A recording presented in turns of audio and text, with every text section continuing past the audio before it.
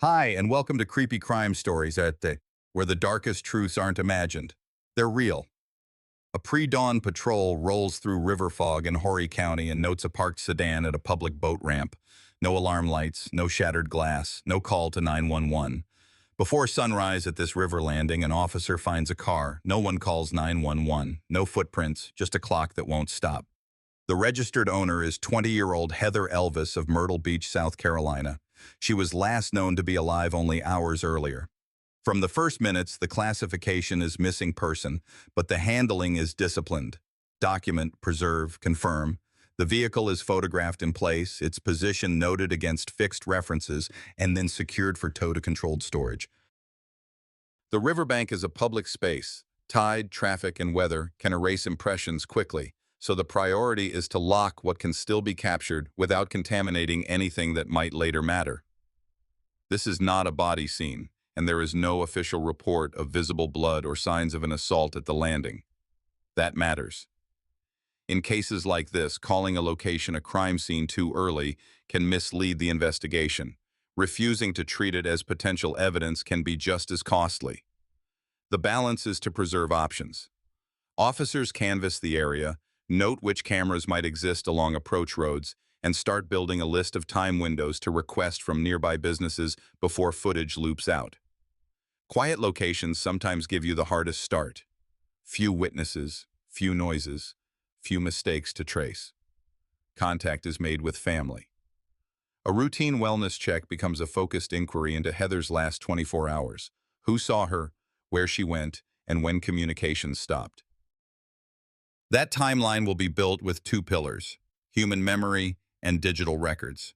Memory can be fractured by stress, records are indifferent. The next steps, therefore, are predictable for any agency that wants the case to hold up in court.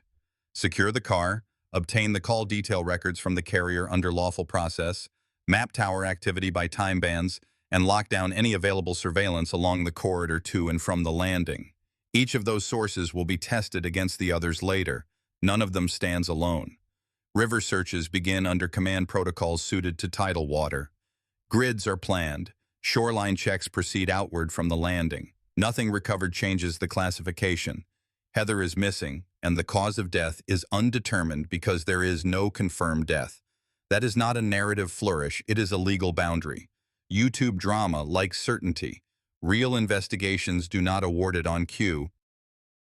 From the first briefing, investigators defined scope narrowly: Myrtle Beach, Socastee, and the Peachtree Landing approach routes. Geography matters in court because juries trust maps more than adjectives.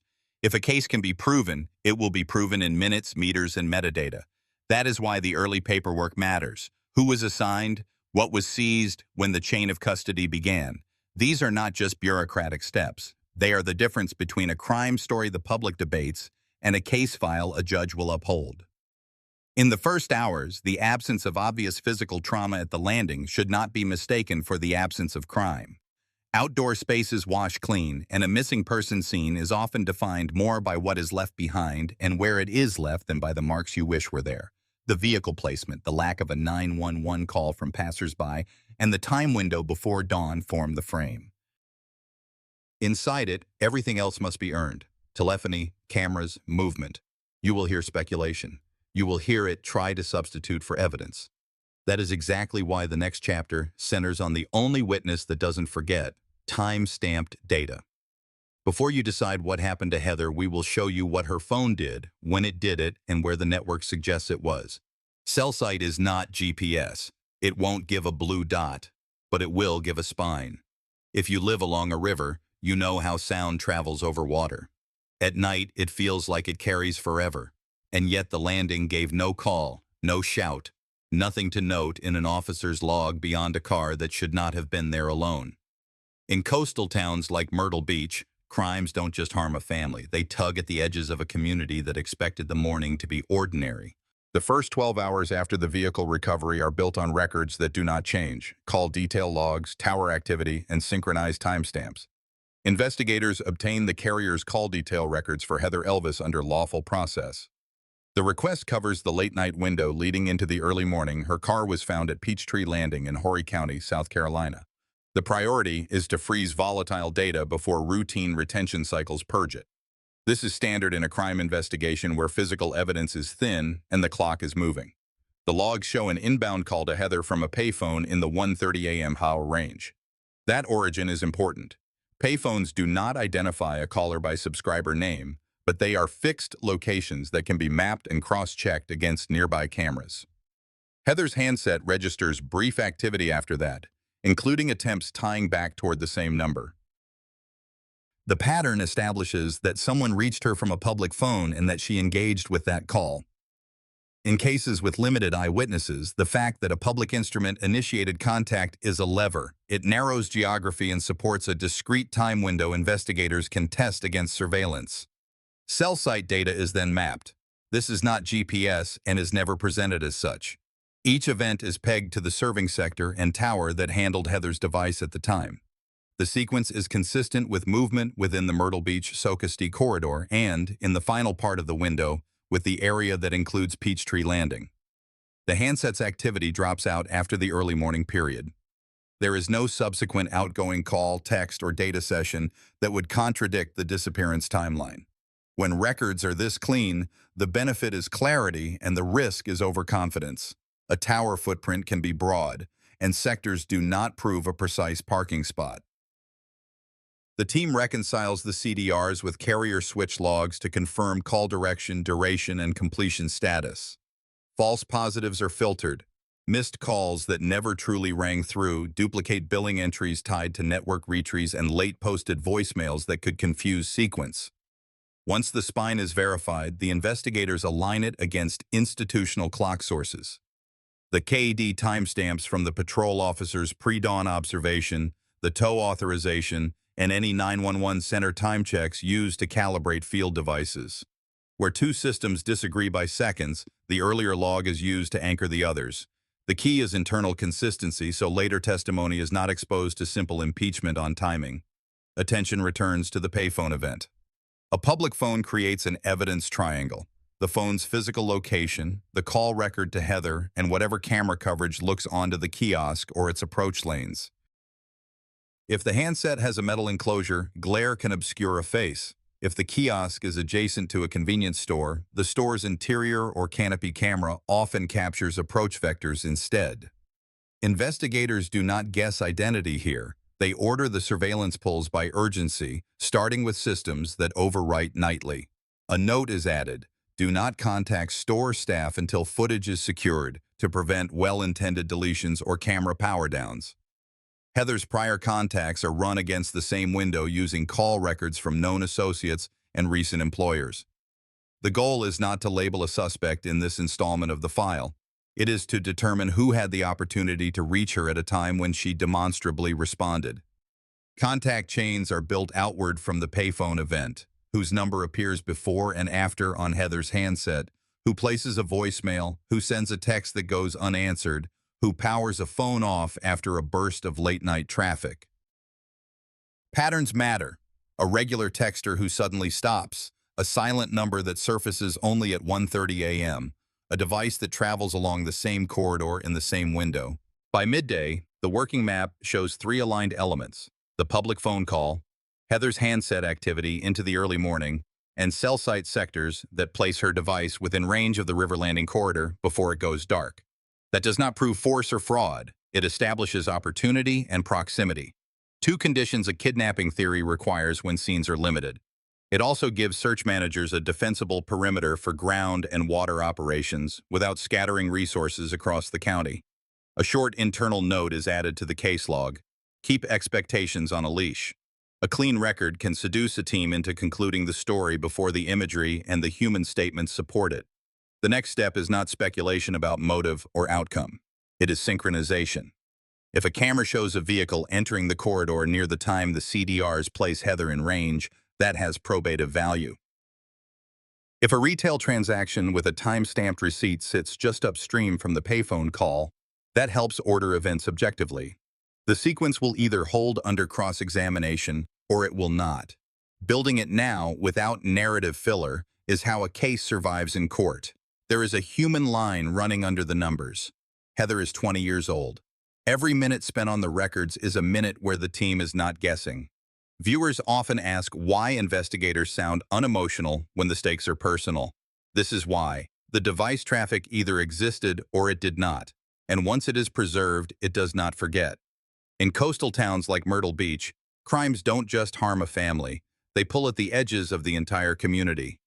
Precision is not coldness, it is respect for the missing person, for due process, and for the audience that expects facts, not theater.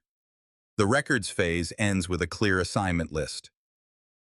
One unit shepherds the carrier responses and keeps the discovery chain clean. Another handles surveillance acquisition along the likely corridor, starting with locations in danger of overwriting. A third prepares interview matrices keyed to the call log timestamps so that future statements can be tested against objective events. The data aligned cleanly. Sometimes that is the problem. The file will now look for artifacts that either confirm or challenge what the network suggests. The file turns from devices to people. With the call records preserved and mapped, investigators conduct structured interviews and collect documents that anchor daily life, work schedules, payroll punches, and routine communications from the week before the disappearance. The objective is limited and practical. Establish who interacted with Heather Elvis, when and under what circumstances, then test those statements against the time bands already set by the network. No one is labeled by motive here. This is a crime investigation, not a character study. Supervisors at the restaurant where Heather worked provide shift rosters, clock in, clock out data, and contact lists for co-workers who regularly closed late. Those records confirm a normal pattern for a 20-year-old balancing service industry hours and social plans. Friends describe the same: a young adult with a small circle, a steady workplace routine, and typical messaging habits. High volume in the evening, tapering overnight unless something unusual was happening. These witnesses are interviewed separately, their accounts are time-stamped, and any later additions are flagged so prosecutors can assess credibility drift months or years down the line. Prior relationship context is addressed but constrained to verifiable items. Investigators log that Heather had, earlier in the year, a relationship with a married man, Sidney Moorer. That relationship, according to multiple witnesses and messages obtained under warrant, had ended weeks before she disappeared. The point of documenting this is not to assign blame. It is to explain why certain names recur in her communications and why particular exchanges can carry weight when compared to the overnight call activity. The case file notes Tammy Moorer as Sidney's spouse. Social media posts and messages collected later provide additional insight into tensions surrounding that relationship. The record is built on artifacts, time-stamped texts, call logs already summarized, and interviews that can be checked against both. Investigators gather statements from friends who saw or communicated with Heather in the day leading into the pre-dawn window. A consistent picture emerges, an evening out that concluded without reported conflict and a return to her routine. One friend who interacted with her late describes standard messaging cadence, nothing that would have signaled an emergency. That account is aligned to the carrier log and kept deliberately narrow. What time they last spoke, whether she mentioned further plans, and whether any ride or meeting was scheduled. When memory and metadata agree, it strengthens both. When they diverge, the file keeps both versions and looks for a third source, usually video, to resolve it. Rumors are filtered out unless confirmed by records. Questions about pregnancy circulate in the interview set. The only items that make it into the evidentiary spine are those that can be tied to a date, a purchase, or a medical record. The lead detective's note is explicit. Speculation does not travel to the courtroom. If a detail matters, it will arrive in Chapter 4 as a receipt or in Chapter 5 as a camera frame, not as a suggestion. The team maintains this discipline because drift is how a case loses jurors. Everything that follows must be able to sit on an exhibit table. A short series of administrative subpoenas and warrants returns messaging content from the weeks before the incident. The review focuses on topic, tone, and timing relative to the late-night window. Who reached out to Heather persistently, who attempted contact near the 1:30 a.m. mark, and who appears in her threads during earlier periods of tension. The analysis is descriptive, not interpretive. If a thread contains language about meeting up, that line is mapped to the carrier's logs.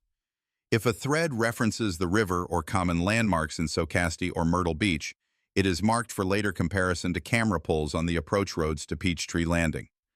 The team resists writing a story in the margins. They instead mark linkable assertions that can be proved or disproved by the artifacts to come.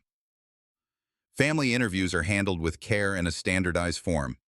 Investigators ask about recent stresses, medical concerns, vehicle issues, and whether Heather had expressed fear of anyone. These answers are recorded without editorial voice. They are not released publicly because doing so could contaminate re-interviews or lead to false confessions from attention seekers.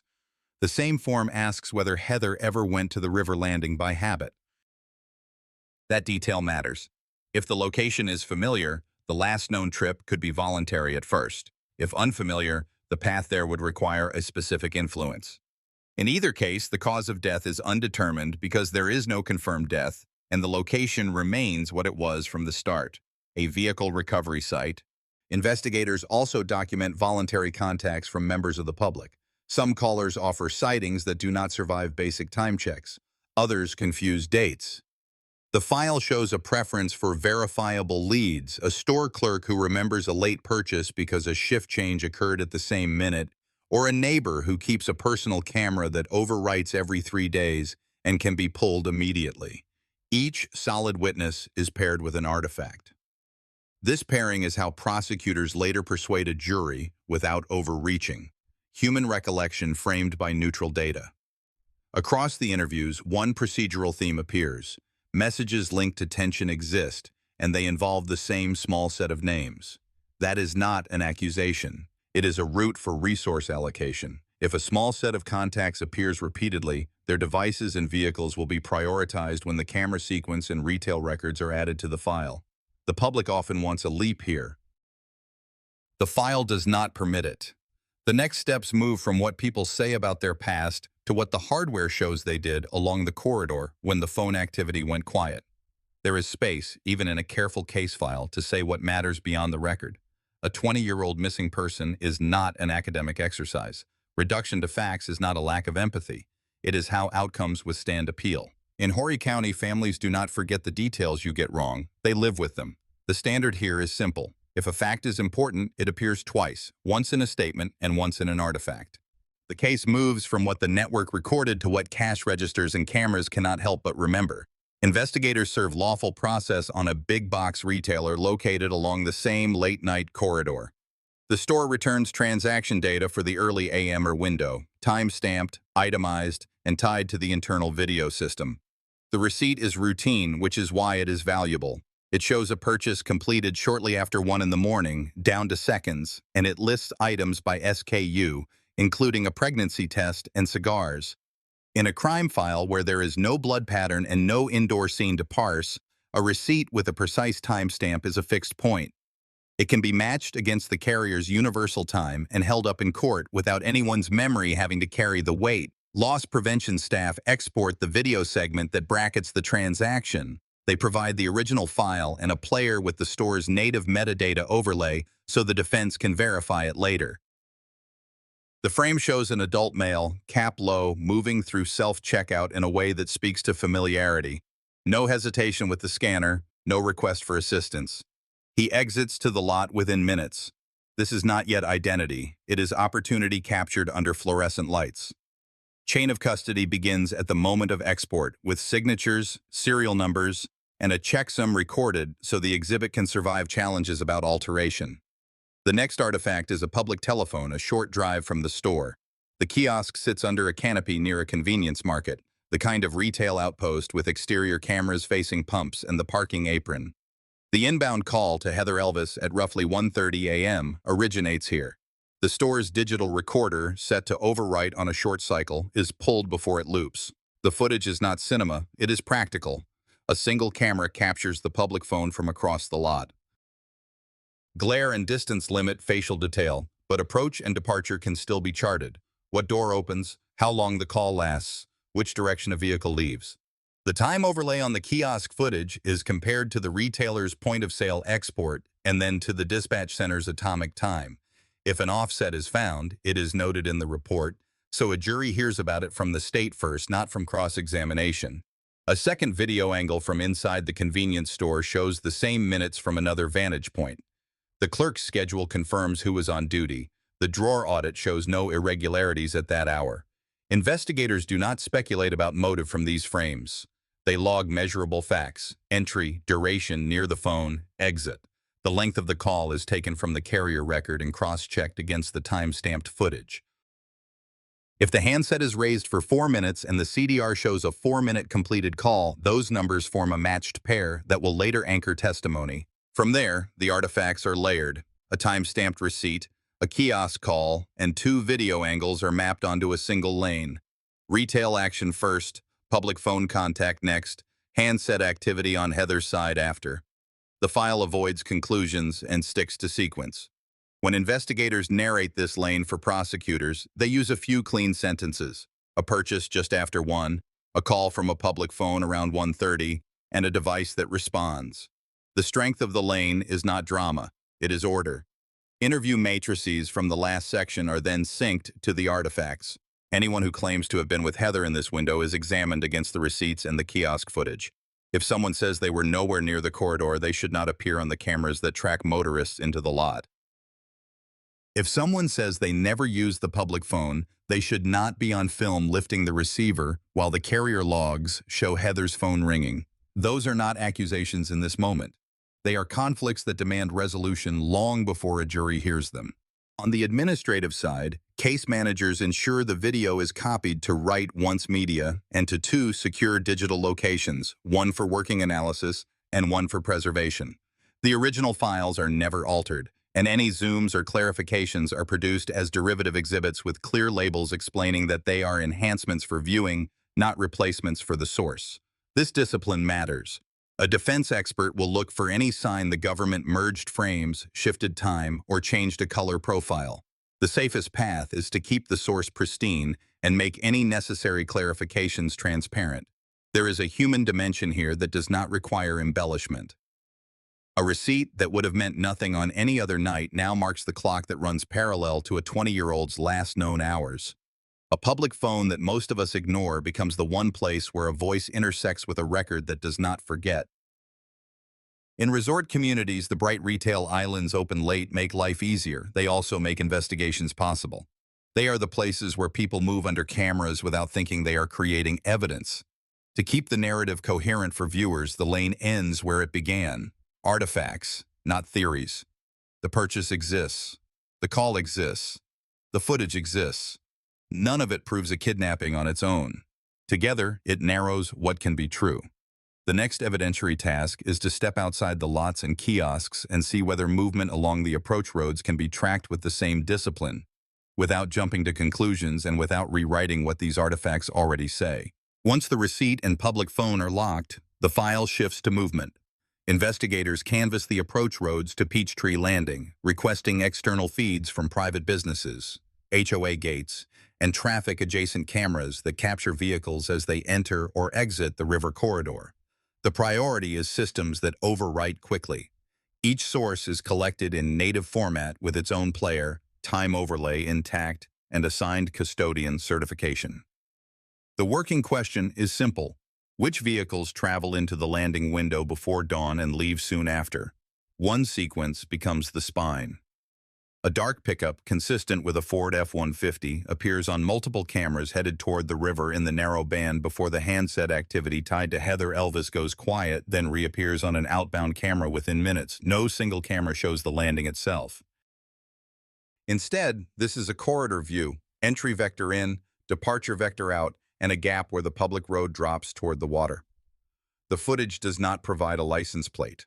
Night glare and angle limitations defeat that. What the cameras do provide are class characteristics: body style, bed length, wheelbase proportions, and light pattern. That is enough to ask the next legal question. Can an expert explain these similarities to a jury without overreaching? A state-certified video examiner conducts a structured comparison. The lab does not enhance in the cinematic sense. It clarifies within accepted protocols. No interpolation that adds pixels that were never there. No frame merging that could be characterized as alteration. The report lists what is measurable and what is not. Measurable. Vehicle category consistent with a Ford F-150. Dark color range under sodium vapor lighting. Apparent bed rail height. And turn signal positions that match known model years. Not measurable. A confirmed plate, a unique VIN-level identification, or a facial identification of any occupant. This boundary keeps the exhibit admissible. The jury will hear exactly how far the science goes, and no farther. Time is the glue in multi-source video. Analysts compare each system's overlay to a reference clock, the 911 center's atomic time, and where available, dispatch KD entries tied to the patrol pass at dawn. If a camera runs 2 minutes fast, that offset is documented on the first page of the report and applied consistently to the timeline graphic. The file includes a one-page clock map so the defense can audit the offsets, reducing arguments that the state stitched a story from mismatched minutes. The aim is to show sequence, not to suggest certainty the footage cannot supply. Investigators then test the corridor vehicle against known vehicles in Heather's Circle, and along the corridor that night, they obtain DMV color model lists for the relevant years, check collision repair databases for local trucks with distinctive damage that would show up as shape anomalies, and compare those notes to what the frames actually reveal. The analysis is deliberately conservative. Where the pixels are insufficient, the report says so. Where a feature aligns across angles, bed cap silhouette, mirror shape, or tail lamp geometry, the report states it as a class match, not an individual identification. This restraint matters in a crime case with no body and no indoor scene. It preserves the credibility of the science that remains. The corridor footage is then synchronized with what the case already knows. The inbound truck appears before the public phone window closes. The outbound appearance lands shortly after the last handset activity associated with the landing corridor. This does not prove coercion. It does show a vehicle making the trip in a span that aligns with the existing record. And the narrative temptation would be to flood the screen with arrows and conclusions. The file opts for fewer arrows and clearer provenance. Every timestamp on the visual timeline matches either a camera overlay, a receipt clock, or a carrier record. No number stands alone. To keep the chain of custody tight, the raw video files are hashed at intake, and those hashes are verified after copying to evidence media. Any derivative clips used for courtroom presentation include a leader that states source, offset, and whether any brightness or contrast adjustment was applied for visibility. A defense expert can rerun the same steps and reach the same display result. That reproducibility is how video forensics survives cross-examination. There is a human line here worth stating plainly. People in resort towns drive the same roads every night. Cameras that exist to deter theft end up documenting a missing person's last window. In communities like Myrtle Beach and Hostess, that infrastructure isn't just about security. It becomes the record a family needs when there are no footprints and no 911 call. The technology cannot tell you why someone drove toward the river before dawn. It can tell you who else had the chance. The sequence is now held in 3 layers without duplication: purchase, public phone contact, and corridor movement. Each layer is provable on its own and stronger in combination. The next step is operational rather than analytical, widening the search pattern and documenting what teams did not find. Absence has to be recorded with as much care as presence, because in a case without recovered remains, what's missing can be as important as what's on screen. With the corridor timeline established, the work turns from screens to shoreline. Command sets a unified plan for Peachtree Landing and the adjacent bends of the Waccamaw River. Teams begin with a tight radius and expand by sectors. Every sweep is logged: start time, end time, personnel, method, and probability of detection. A case like this rises or falls on documentation. Negative findings must be as clear as positives in any crime file. Boats deploy with side-scan sonar to image the river bottom before divers enter. Visibility is poor. Silt and tannins cut light quickly, which is common in this waterway. Sonar hits are prioritized by shape and shadow. Divers work only after targets are marked, photographed, and gridded. Nothing recovered is consistent with a human remain or a struggle in the water within the immediate landing zone. That conclusion is narrow by design. It applies only to the sectors actually scanned during the logged windows. On shore, ground teams run line searches along paths vehicles would realistically take to and from the ramp. They collect and bag routine discard, bottles, cans, fishing line, and keep an evidence log for anything that plausibly relates to the pre-dawn window. Items with no probative value are recorded as not retained with location and time, specifically to prevent confusion later. Tire impressions that could be casual traffic are photographed, but not treated as unique absent clear class markers. The ramp is a public facility. The report states that plainly to prevent overreading ordinary trace, human remains detection canines work leeward edges and downcurrent eddies when conditions allow. Handlers note wind, temperature, and water level at the start of each run. Alerts without corroboration from additional dogs or physical recovery are cataloged as indications, not findings. When a river carries scent, dogs can show interest along drift lines far from an origin point. The log comments reflect that limitation. The aim is to build a record that neither overpromises nor undercuts the reliability of the dogs when used within best practices. Search managers widen the operational box downstream toward marsh cuts and quiet coves. Access is coordinated with property owners. Gates and docks are checked with consent or warrant as appropriate. Volunteers assist under supervision, paired with trained leads so that civilian enthusiasm does not compromise evidence control. When a lead comes in referencing clothing or a bag, the nearest unit goes with a camera first and with gloves only after the site is documented. Most reports are false alarms. Each one is closed with a short, factual entry. What was found, why it does or does not match the window, where it was returned or disposed. A separate discovery of skeletal material in the broader region, unrelated to the landing corridor, is handled through standard medical examiner channels. Sex and origin testing excludes any connection to the missing person at the center of this file. That exclusion is written into the narrative, so jurors are not left with unanswered headlines. When the public hears bones found, investigators must be able to say, precisely, why it isn't this case. Search results are then reconciled with the timeline. The side scan runs cover the reaches immediately adjacent to the hours when Heather Elvis's handset last registered activity in the landing corridor. Gaps are listed openly: hours when conditions were unsafe, locations where private cameras could not see the approach, coves that will be returned to when water level permits. A clean case admits what it could not do yet. Across the first weeks, the file shows breadth: water, shore, consent checks on adjacent parcels, and documented canvases along the approach roads. What it does not show is a recovery that changes classification. No physical finding contradicts the digital spine or the retail/kiosk sequence already in evidence. That absence is not a theory. It is a logged result with officer names and timestamps. It will matter later, because an argument for kidnapping can survive without a recovered body if the rest of the record is tight and the search record shows diligence rather than guesswork. There's a human point worth stating without drama. Families want certainty.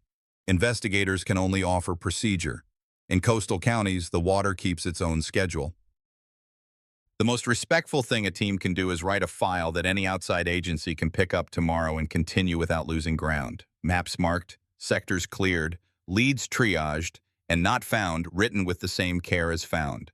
The operational phase closes with a clear status: no remains recovered, no physical scene established at Peachtree Landing beyond the vehicle itself, and no shore or river evidence that disproves the already built sequence of purchase, public phone contact, and corridor travel. The case moves next to charging decisions and the separate matter of false statements that impeded the early inquiry. Those will be addressed without re-arguing the searches logged here. With the search grid written and the corridor timeline stable, the case turns to charging. Weeks after the pre-dawn vehicle recovery at Peachtree Landing, Horry County investigators, working with the solicitor's office, obtain warrants based on the late-night communication window, the public phone contact, and the corridor movement that brackets the handset's last activity. The arrests are announced in measured terms. This is a crime investigation, built on sequence and opportunity. No one claims a body has been found. No one points to a blood scene that does not exist. The documents speak for themselves. Probable cause is the standard, not proof beyond a reasonable doubt. As the file moves into court, the defense asks for discovery and challenges the state's theory as circumstantial. That is expected. Prosecutors answer with what they have: synchronized records, verified exports from retail and a convenience lot, and roadway video analyzed for class characteristics rather than a unique vehicle ID. The pretrial calendar grows long: motions to sever counts, to exclude certain exhibits, to limit testimony about relationship context unless tied to an artifact. The state narrows where it must. Some counts that were filed early are dismissed in the ordinary course as the case streamlines around the strongest sequence. Trial strategy hardens around what the jury can see and time check. 2 years on, the first kidnapping trial does not finish the story. A mistrial is declared when the jury cannot reach unanimity. Inside the squad room, the lesson is procedural, not emotional. The timeline and artifacts are intact, but one panel of citizens did not align on the inferences. The file does not collapse because a verdict did not arrive on schedule. It stays disciplined. No additions that are not backed by paper or pixels. No restating of searches as if absence had turned into presence. The investigative spine remains the same. Purchase, public phone contact, corridor movement, handset silence. A separate prosecution advances where the evidence is discrete and self-contained. During the early investigation, one of the arrested parties denied using the public telephone that reached Heather in the 1:30 a.m. window. Carrier logs, kiosk video, and corroborating time sources say otherwise. That lie is not a matter of opinion. It is a conflict between a recorded event and a statement to law enforcement during a missing person inquiry. The charge is obstruction of justice. In court, the state keeps to the narrow lane. Prove the denial, prove the records, prove the contradiction. The conviction that follows carries a 10-year sentence. Small lies break big cases because they show consciousness of the stakes and because they force detectives to spend time chasing false leads. The obstruction outcome does more than punish a false statement. It shores up the admissibility posture for the main file. Juries listen differently when a defendant has already been adjudicated untruthful about a key step in the timeline. The state does not declare victory. It tightens its theory. The corridor video is presented with conservative language from a certified examiner. The phone records are explained without claiming GPS-level precision. The public phone footage is introduced with chain of custody and clock offsets openly acknowledged, not papered over. That restraint reads as credibility, and credibility survives appeal. Charging decisions are also administrative decisions. The solicitor's team makes sure grand jury true bills, discovery letters, and certifications from corporate custodians are in order. Every exhibit is paired with a witness who can lay a foundation. A records custodian for the receipt, a loss prevention manager for the big box video, a clerk or technician for the convenience lot system, and an analyst for the telephony. If a fact is important, 2 different people can testify to 2 different legs of it. One for the artifact, one for the timestamp. That redundancy protects the file from the kind of single-point failure that can flip a verdict later. Nothing about this phase changes what happened at the river landing. No remains are recovered. No physical scene materializes that contradicts the first report. What changes is the legal framing around the same record. The state is clearer about what each piece proves, what it only suggests, and how the pieces support an element of kidnapping even in the absence of a body. Opportunity and deprivation of liberty can be inferred from conduct when the conduct is anchored to artifacts. The law allows that. The file is built to meet that allowance without overreach. There is a human point here. Families hear mistrial and think the system has started over. It has not. A mistrial in one count with one panel is a pause, not an eraser. When investigators keep their lanes separate, search results here, records there, movement here, statements there, the case can continue on solid ground. In towns like Myrtle Beach and Hostess, communities measure justice in years, not weekends. Precision is what carries those years. The charging stage closes with 2 parallel truths in the record. First, the core sequence remains unchanged. Retail purchase in the early hours, a public phone call that reached Heather, corridor travel in and out of the landing window, and a handset that goes quiet. Second, a court has now found that a key player lied about using the phone that connects directly to the missing person's last verified communications. Neither fact answers the ultimate question, but together they build the foundation for the trials that follow. By the time the file reached a courtroom, the investigative spine was already fixed. A late-night purchase with a verified timestamp, a public phone call into Heather Elvis's device, corridor movement documented on roadway cameras, and cell site activity that went silent in the Peachtree Landing window. The state did not add new scenes or claim GPS precision. It presented sequence and opportunity, then asked 12 citizens to decide what those artifacts proved. In 2018, a Horry County jury heard the first kidnapping and conspiracy case. Jurors were shown the chain with strict limits, class characteristics from the nighttime truck footage, not a unique VIN, synchronized timestamps across retail, kiosk, and camera systems, and carrier records explained as cell site, not GPS. Relationship context appeared only where it tied to exhibits already in evidence. The instructions made clear that circumstantial proof can sustain a kidnapping when the conduct is anchored to reliable artifacts and there is no lawful consent. The verdict was guilty. The sentence, 30 years. In 2019, a second jury considered the co-defendant on the same streamlined theory. The state used the identical evidentiary lanes and the same restraint. No new crime scene was introduced. No blood evidence was claimed. Nothing altered the early classification that Peachtree Landing was a vehicle recovery site. Jurors again returned guilty on kidnapping and conspiracy, and the court imposed 30 years. With 2 convictions entered, the record closed on what the trial courts could do: assess whether the chain of artifacts and conduct met the legal elements beyond a reasonable doubt. The appellate stage tested those outcomes, not the investigation's emotions. In 2023, South Carolina's Court of Appeals affirmed the convictions, addressing the admissibility of the video analysis testimony, the handling of social media context, and the sufficiency of the circumstantial case built on time-synced exhibits. In 2024, the state Supreme Court denied further review. The opinions did not transform the landing into a different place or the evidence into something it was not. They confirmed that the trial judges stayed within the rules and that the juries were entitled to rely on the sequence they saw. As of 2025, post-conviction relief petitions are pending. Those filings ask a different set of questions, mostly about counsel performance and trial rulings, but they do not vacate the verdicts. The status today is straightforward and single. The kidnapping and conspiracy convictions remain in force. The sentences remain 30 years each. There is a line the file can never cross, and it is stated as plainly here as it was on day 1. Heather Elvis remains missing. No remains have been recovered. Cause of death, undetermined. That is not a narrative choice. It is the legal and factual reality of this case. In coastal communities like Myrtle Beach and Socastee, careful answers are how people live with uncertainty. Precision isn't cold, it is respect. For a 20-year-old who did not come home, for a community asked to follow the evidence, and for a justice system that must prove a crime without inventing what it cannot see. If you know something that can be documented, where a path turns off, where a story doesn't match the clock, call law enforcement. Files endure because someone chose procedure over guesswork. I've told this story the only way I know how, by letting evidence lead. For me, the lesson is simple. Care beats rumor, and procedure beats panic. When a neighbor goes missing, the most human act is precision. Write down what you saw, check the time, and speak up. Justice in America is built by ordinary people who choose facts over noise. What piece of the timeline stood out to you?